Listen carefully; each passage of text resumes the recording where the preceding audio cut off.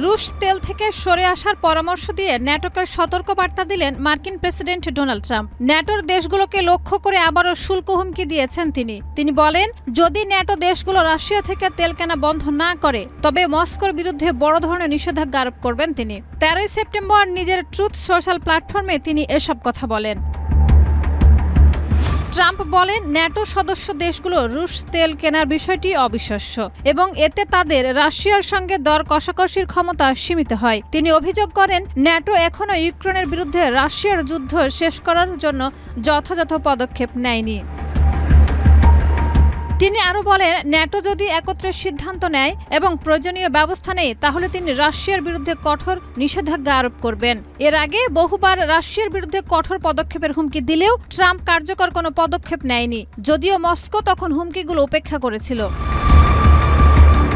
Trump রাশিয়ার তেল কেনাকে চমকপ্রদ বলে উল্লেখ করে প্রস্তাব দেন, ন্যাটো যেন চীনের উপর থেকে 50 থেকে 100% শুল্ক আরোপ করে। তার দাবি, এতে চীনের রাশিয়ার উপরে প্রভাব কমে যাবে। তিনি বলেন, রাশিয়ার তেল কেনা বন্ধ করা এবং চীনের উপরে ভারী শুল্ক আরোপ ইউক্রেন যুদ্ধ দ্রুত শেষ করতে বড় ভূমিকা রাখবে।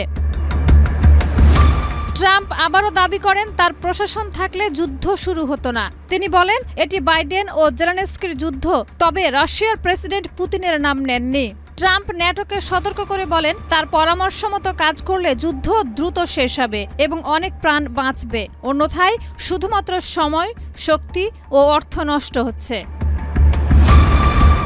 শাহিদা রুবি, মাই টিভি।